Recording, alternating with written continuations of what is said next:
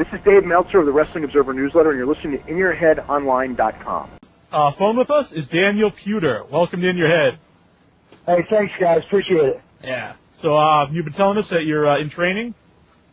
Yep, I'm actually training. I'm going to be in the first legalized mixed martial arts event in California, March 10th. Right. That's at the HC Pavilion. The big main event is Frank Shamrock versus Cesar Gracie. Yep, exactly. Yeah. San Jose, California, my hometown. Cool. That's a Strike Force show? Yeah, Strike Force. Scott Coker runs that. Yeah. Do you have an opponent named yet? You know what? I don't know. They're looking. Crazy Bob Cook is my manager, so he's looking at a few people right now. So I don't know. I really don't care who it is. Yeah. If you want an easy fight, I'll volunteer. The what? If you want an easy fight, I'll volunteer. You really? I've never had a fight in my life, so. Dude, if you break his arm or something, I'll give you $1,000. I'll take anybody for $2,000? Oh, we'll start the bidding here in the chat room. The new website's up, DanielPuder.com. Yep. You can actually, for the event, what we're doing is the tickets go on sale on Saturday. And you can actually on my.com. I get 10% of ticket sales, and all that money's going to my nonprofit. I'm trying to get a full-time program going out in California. I've been working on the nonprofit for 4 years. It's Puder Strength Training. So, and people also get a T-shirt if they buy from my nonprofit. You can't beat that, Yeah, definitely. Free T-shirt. What's on the T-shirt? Is it you or is it the Puder Knockouts? So it's going to be a wider blue T-shirt with something on the back. Something with DanielPuder.com, but we might say something about Puder Knockouts because my girls are. Have you guys seen the girls' pictures at all? Yeah, I saw them on the website. That was just the one picture? Yeah, they don't have a lot of pictures yet. Yeah. So, we're going to have those pictures up this week, hopefully before this. Another reason to check out the website. Yeah, I got some freaking hot-ass chicks on there. So awesome. Oh, that definitely appeals to our fan base. Hey, everybody likes hot chicks. If you say you don't like hot chicks, I'm scared. Right. Even hot chicks like hot chicks. Well, that's the best. Well, so the movies would tell me. Hey, I like chicks that aren't hot too, but just not as much.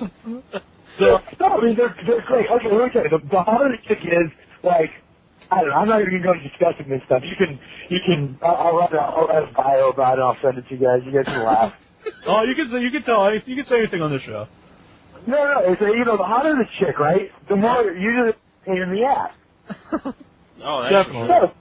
So, I personally like a sweet, down-to-earth girl that, cares about me, la-di-da. You know what I'm saying? I haven't been able to find one lately, so.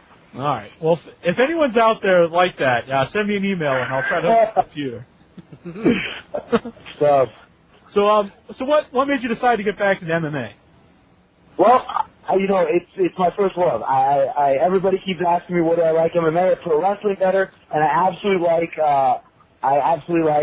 both. I've had the best coaches with MMA. I used to have Frank, now I have Javier, Bob, and Lynn. And I had Al Snow, Tommy Dreamer, Danny Davis, for pro wrestling. Right. And I think Al Snow actually trained some guys for MMA earlier in his career, like the Beast Dan Severn. Dan Severn, exactly, yeah. Mm-hmm. So it's pretty funny during Tough Enough when Al Snow beat up, who did they beat up? They beat up Justice a little bit. Him and Justice, Ryan Reed, they beat up a little bit because they used to talk back a little bit. And who else did they beat up? Chris Naraki. It's fun. That's why I love love pro wrestling, just to watch them beat them up. Those are pretty big dudes, too, right? Yeah. They would be taking, they'd be doing pro wrestling moves or whatever. They wouldn't listen to Bill Demott. So I would put one knee on him, Bill would twist his finger and try to yank it off. And it's just funny to see him just yell and scream. It was awesome. Did they ever try any of that stuff with you? Try to stretch you? I'll actually Bill Demott one time. He grabbed my hand and he bet my 55%. I go ahead. and he stopped. So, well, what are you going to do? So, Right. What are you going to do to a man that just says, go ahead and do it, buddy? So, you know, if you keep yelling and screaming, that's all they want out of you. Mm-hmm. Before you signed back with the MMA, were you like in talks with any of the wrestling, like TNA or anything? You know, I have talked to a few different MMA companies and pro wrestling companies. I'm going to do an event to raise money for New York, March 18th, I believe it is. Mm-hmm. I forget which event it is, but it's for a little thing. But you know, I'm raising some good money for. I'm just gonna have some fun with it right now. Yeah. Strikeforce gave me a pretty good deal, so I don't have to do too much more. But I don't know, it's fun stuff. Yeah. I can't wait to people up for you guys. Yeah. You have a question there, Inter? Let's see here. Jobber for the Stars. He wants to know what ribs were pulled on you while doing Tough Enough. You know what? No ribs were pulled on me during Tough Enough or when I was up at WWE. Really? I had absolutely nothing. I think I'm respected by the guys up there a lot just because of the whole me Kurt Angle thing, and I kept my mouth shut and I always tried to do what they told me to do. Mm-hmm. We had a lot of people asking about the Kurt Angle deal. I want to beat the hell out of him. You what? I want to beat the hell out of him. No, I'm serious. I'm going to have a Strikeforce event with a T-shirt, and on the back of the T-shirt and the front, it's going to say, I beat up Kurt Angle. That's awesome. Oh, yeah. Was there like a lot of, when that happened on TV, was there like a lot of backstage commotion over that? Well, I mean, I'm thinking, okay, why am I not on TV now? Who did that piss off? Mm-hmm. Right. Yeah. If you go on DanielPuder.com and you see the video, that's when we'll have about wrestling. And you can even ask Al Snow or Tommy Dreamer for the time I was down there, and they were putting me on TV and everything else. I was doing great. I was doing exactly what they wanted. And Tommy, at the last OVW match I had, he goes, you know what, you're being screwed. So, to me, it's like, okay, somebody got pissed off, whatever. I want to beat the hell out of Kurt. Yeah. Do you think they really didn't, take advantage of that? Because that had everybody talking on the internet. And then they tried to kind of bury it, really. Yeah. Yeah. Do you think you made him tap out? He was about ready to tap out? Dude, his arm wouldn't go any farther. Yeah. I don't know, I don't know. I was trying to make him tap. I was trying to freaking pull it off his shoulder out of the socket. Right. I mean, I think you give me another 5 or 6 more seconds, and I think you could have popped. Yeah. Were your shoulders down when they counted, the 3? Do you think that was pretty much a safe pace? My shoulders weren't down. You can look at my left shoulder was, my right shoulder was not. Yeah. I definitely. So, whatever. I did check out that video you were saying on your website. It's pretty cool. And I noticed that, is that Ken Kennedy who's your partner? Yeah, Ken Kennedy was my partner. Cool. Do you get along with him? Do you think, because they just recently brought him up. He's a great guy. He helped me out a lot. He knows his stuff, and he's a lot of fun to hang out with. He's actually my old roommate. Oh, really? That's cool. Yeah, I lived with him at OVW. So. Yeah. Did you enjoy your time in OVW? Yeah, you know what? OVW was fun. I learned more probably doing pro wrestling in the last year than I've learned in half my life. Cool. Was Cornette there when you first went there? Yeah, Cornette was there half the time. Yeah. How'd you get along with Cornette? Cornette thought I was a little crazy, I think. If Cornette thinks you're crazy, there's something going on. Cornette, he's a cool guy. I really like him. He's talking about in pro wrestling. He didn't want me to do the ultimate fighting gimmick that I ended up doing. Mm-hmm. But my thing was that I wanted to be different. I just didn't want to, go out there and act the same way and do the same moves as everybody else. Yeah, if you watch that video, like you said, it's you're throwing the punch, the pounding, ground and pound and stuff. It's pretty cool. Exactly, and nobody else does that. Yeah. Now, I didn't get to see a lot of OVW, but I did manage to get a hold of 1 month's worth of tapes, which was the month that you were working with Ken Kennedy and what's his name, Jeter, and Derek it was Jeter. great. That's the one, and it was good stuff. And I was wondering when are they going to bring Daniel Puder up to probably Smackdown. It would have been because it was good stuff. Thank you. Appreciate it. Mm-hmm.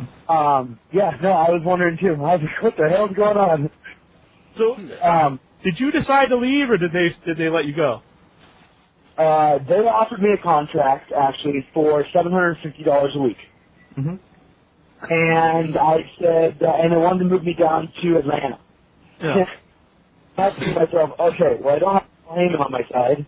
Well, I have him on my side OVW, you know? Right. He thinks I could be a star. But he's not down there, and they're going to give me $750 so from $5,000 a week to $750 a week. Right. What happened to $1 million contract? Well, it's guaranteed 1 year for $250,000 in the contract. Oh. So how? You go on. Sorry. There's something I'm not going to say. I talked to my lawyers about it, and it could be good for me, but I'm not doing anything about it right now. Yeah. That does seem quite right. So that's You'd have to work a long time for $750 a week for it to equal the $1 million. Oh yeah, you got to work. What was that? Like 5 years? No, 5 years for $250,000. So I got to work for another 15 years. Right. That was in the fine print. It was $1 million contract, but it's for 15 years. Oh gosh, that'd be hard. That's not a contract. That's a mortgage. That's not a mortgage, dude. That's just a lifestyle. So going back to the Kurt Angle thing, did he say anything to you after that happened backstage or anything like that? Yeah, he yelled at me. What all did he have to say to you? Well, he was just, he told me basically that it was a wrestling match. It was not a submission match. Mm-hmm. So basically, they thought that you were just going to go in there and work a match, basically, and they're billing it as a shoot match. Well, I think I guess they're saying that it was supposed to be like a collegiate wrestling match. Mm-hmm. Exactly. Yeah, exactly. Yeah. But Kurt broke that Chris Rocky's rib, the first guy he wrestled. Right. He broke two or three of his ribs. So, like, if you see me raise my hand when Kurt goes, hey, who wants to wrestle me? You see me raise my hand. Nobody else wanted to raise their hand because they just thought Chris get his ass whooped. Definitely, right. And I was like, dude, I've been against Danny. You guys ever heard of Danny Shade by chance? I haven't, no. He Stanford Wrestling. He's one of the coaches up there, and he's one of our coaches, and he went against Kurt for the 96 Olympics and lost to him by a couple points both matches. And he's my old coach, so I knew what level Kurt was at. Plus, I knew Kurt was a little hurt. I go, okay, he won't be as good as Danny now, so I can hang. Right. So, that's what I figured. Yeah. Did they tell you beforehand, like, not to do any kind of, like, submission moves or anything like that? No. The instructions they gave us before the first week, before Big Show slammed me into the locker for no reason. Right. Mm-hmm. They told us, okay, fine, I'm stepping up to him. But not really. I wasn't trying to do it. It's just my, how I stand. No, they told us that we cannot touch them and they cannot touch us unless both of us are notified right there and we do something. Oh, okay. So that's all the instructions they gave us. And Snow said, if you can, get ahead. So if you see all the videos, backstage stuff or whatever, I'm always in the photo line. I'm always running the fastest. I'm always, you know what I'm saying? Mm-hmm. Yeah, because it is a contest and you want to win it. You ate all the spaghetti, too. No, I didn't eat all the spaghetti. Oh, you didn't? I had 10 bites, and I was laughing my ass off so hard. Like, on a video, you can see me laughing, because I'm seeing all these guys almost puking, and I go, hold on. Worst thing they could do to us. And I'm thinking to myself, I go, they just had us run sprints. Now they want us to eat 6 spaghetti with, vitamin D milk. And what are they going to have us do after? I go, run more, run. So I'm thinking to myself, don't eat too much and start laughing. So I wanted to look like I was having fun doing it. Mm-hmm. Right. We got a message here in the chat room. Joseph White, he wants to know the time in Richmond, Virginia for Smackdown when you dressed like a woman if the wrestlers gave you a hard time. No, actually, they didn't. They didn't, and I thought, I was glad I didn't win the competition because I just didn't want to be named the winner of who looks best for a girl. Right. Yeah, that's one thing I don't want to be known as. Yeah, exactly. The Miz. I did the best in every single competition except for dressing like a woman. And he won that one. Yeah. And I was thankful after because he's a woman. What can you expect? And he's still with WWE, so maybe that's what they were looking for. Yeah. He's a pussy. No, seriously. Like, if I had him in an MMA fight, I would submit him. It'll beat him in less than 30 seconds. Yeah. I gotta say, when I was watching that was definitely the guy I was rooting against. Gosh, dude, that guy. Now, let me tell you, he is the most over guy I've ever seen with girls. Mm. He can walk into a bar, a restaurant, a club, an event. It doesn't matter. He has 10 girls on him instantaneously. Unbelievable. Man. Is he really as annoying, like, in real life as he seemed on TV? Maybe we should be hanging around with the Miz. Oh, we're going to call it the Miz. The Miz is a cool guy. He didn't like me personally because, well, number one, I beat him. and I don't know why he didn't like me. I don't know. He did on his website, he didn't like me, but he does respect me, and he knows I have good morals. And, that's what I care about. I don't care if people like me. Yeah. I'm here to do a job, I'm not here to... Yeah, it's not popular. Right. How about some of the other stunts you did at, like, Tough Enough, like stuff with Mae Young and everything? Did you enjoy those? It's funny, I was talking to Mae Young earlier that day, Mae and Moolah, at lunchtime, and, like, on the thing I said I like old people, right? And I do. Like, with my grandma, I just took her out to, breakfast a couple days ago, and old people are really, really nice. Plus, they can tell you a lot about life, so I like hanging with old people. And on the videotape, after I made out with them, it says, or on the DVD, it says, oh, and I love old people, and then it cuts back off and goes somewhere else. You use my own words against me. Yeah, just taking stuff out of context. But I do like old people. Hey, if I have to kiss it, also, if you look at the camera angle I used on that one compared to everybody else, I turned away from the camera so it looked like I was making out with her the whole time. Right. Just grabbed, tries to do, I don't even know what that was called. You wish it was showed more like the training? You know what? That would have been great. I mean, we did laps every day, and we did push-ups and everything else, and I was the first one done with the laps. I never complained about anything, so people would have seen a lot of that. But I'll have to tell you, the Miz was better at pro wrestling than I was. Oh, really? Like working the ring? Yeah, working in the ring, because I never did it, and he did it at whatever that place is in L.A., Rick Bassman's place. Yeah. UPW. Yeah. So, I didn't know how to work, but, that's, you can see, at the end of OVW, I was doing decent. And, for only doing it for a year. Right. And it's changed for me, too, because I'm used to beating the hell out of somebody, and I've been trained. Do you think that's a problem, though, with Tough Enough? People really get to know you while you're, while the guys are on it, but then when the guy wins, they can't, really go to WWE right away. They have to go and train. And then by the time they're ready to be on WWE TV, they've kind of forgotten about them. I think that is a big problem, but I don't think they're ever going to do it. Yeah. I think there's a big problem with doing Tough Enoughs because, number one, they fired their big $1 million Tough Enough winner, basically offering him a crappy contract the normal guys get when I exceeded their expectations of what I could do. Mm-hmm. I was getting 20 to 30,000 hits on average, up to 60,000 hits on my website a day, and I beat the Miz out. He's an MTV star. Right, people knew him going in. Mm-hmm. Yeah, exactly. And I know the stats. I talked to somebody at WWE. He was winning up to the third week of Kurt Angle. He was still winning, I think, the week after, but then it turned around on him. Yeah. And then I clearly won the end. Right. But, I don't know. I think if they do another Tough Enough, it's the biggest bullshit in the world.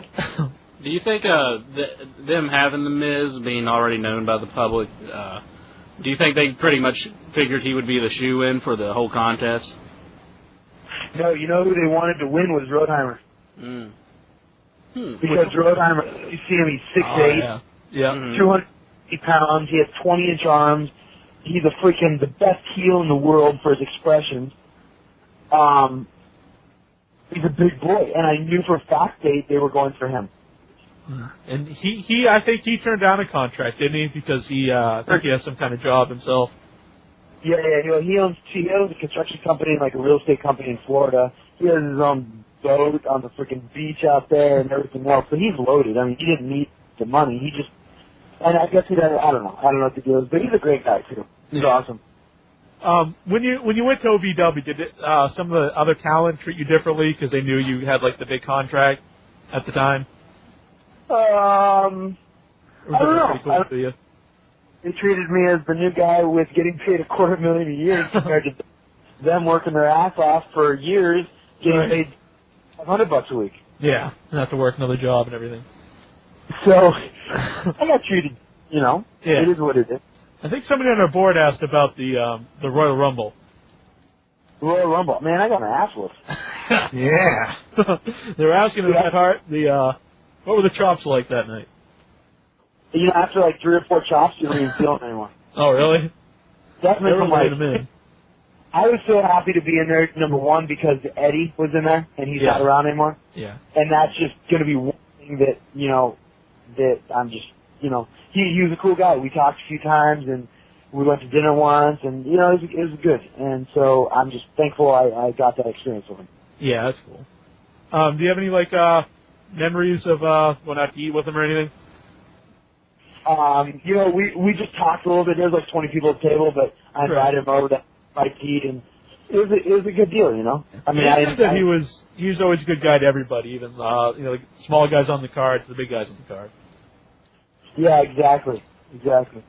So that's the other thing is it's interesting how it's not just in pro wrestling, but it's in everyday life, politics, everything else, where you have to be humble. Like the more publicity you get, the more you get in general, you have to be humble.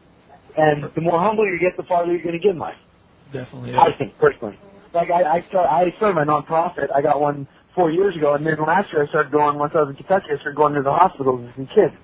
I'm just thankful that I could have the chance to go in there because there's 12-year-old kids dying of cancer. Or, an 8-year-old kid that saw she was burned in a fire and she couldn't talk anymore because, stuff got in her, something got in her head, something got burnt and went in her head. So, and she lit up when I came in. Me and actually Gangrel went in. Gangrel's an awesome guy, too. Yeah. I was always a big fan of Gangrel. He's a really underrated guy. Yeah, he's a funny one. He cracks me up. So, who do you guys think's going to win, Frank or Gracie? I'm going to go with Frank Shamrock. Okay. I've never been a big Gracie fan, I have to say.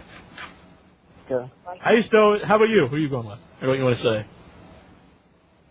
Me? Yeah. Well, I think, Frank's my old coach, of course. And I think just, knowing how he's training and who he's training with right now. And he has Morris Smith down here. And I know how he trains. And, I don't think Gracie's ever had a fight before, right? I don't know. I'm not familiar with this Gracie. Caesar Gracie. Caesar, yeah. I don't think he's ever had a fight, an actual MMA fight. I think he's done some jiu-jitsu stuff, but yeah. It's going to be an interesting one. Frank's been calling him out for a few years. I remember watching the original UFCs, and I always used to root against Hoist Gracie. He always used to win. He always used to bore me when he'd just take the guy down with the gi. Yeah. I always rooted for the other guys against them. So I'm definitely going to Shamrock in this one. Yeah, Hoist is coming back to UFC now, too. Yeah, I heard that. Did they name his opponent yet? Yeah, it was Matt Hughes. Oh, cool. I know they were trying to put together, I think, him and Ken Shamrock at one time. Oh, yeah. That would be an interesting one.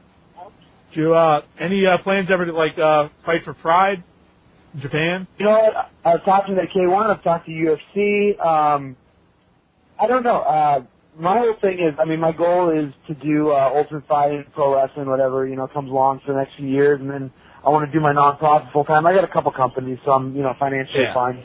And then after you go and start. Yeah, and then after that, I want to go back, get my master's degree, and then run for governor of California. Yeah, cool. Awesome. Hey, you'll run up against Gary Coleman. Oh, kick his ass first. Oh, that would be a fight I'd pay to see. Gary Coleman versus Daniel Puder. Oh, man. That's a good one. No, I want to run in 3 more. Because I think Arnold's doing a great job. I'm actually a Republican, but, I think he's doing a good job. But, I think somehow he's getting voted out. There's going to be a couple Democrats the next 2 terms. Yeah. And then they're going to be Democrats who can go back to Republicans. Yeah. So, after that, I'll have to go out there. Cool. Yeah, any more questions from the message board? Let's see. I was just thinking about Pride, because in Pride, in Japan, they use a lot of, mixed martial artists in the wrestling and vice versa. So that would probably be a good fit for you. Then you could do both. K1 does, too, because they have Wrestle 1, and then they have Heroes and the K1. Yeah. And I think Pride, what do they work with, I forget, it's kind of like a comedy wrestling show. Hustle 1, yeah. Mm-hmm. Hustle 1? Yeah, Hustle. Hustle? Yeah, have you ever seen the Hustle shows? I have not. But I think, who worked that? Dan, what's that big ass guy's name? Dan something. I forget. Yeah. Big white guy. There's a lot of big dudes down there. I got hit in the head today by Paul Morton. So that they never, like you said, when you were in OVW, everybody was saying you were doing a good job and everything. Do you think there was one person that just didn't like you, or? At OVW, I don't think it was OVW. I think it was corporate. Yeah. That's what I meant. Anybody in particular, or you don't want to talk about it? I have no clue. If somebody doesn't like me, just tell me, Tell me what the problem is, and I'll fix it. That's how, my life works.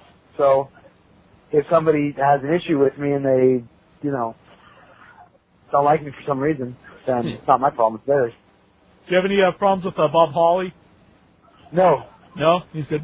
Some people give him a bad rap. He actually took me under his wing. He helped me out a lot. I really respect the guy, and I think he's, out of every single guy in WWE, he's the last one I'd want to fight. That's awesome. All right, tell everybody again about the big show coming up. It's going to be March 10th, Strikeforce at HC Pavilion in San Jose, California. And check out DanielPuder.com to order tickets. You get a free T-shirt. Anything you want to add?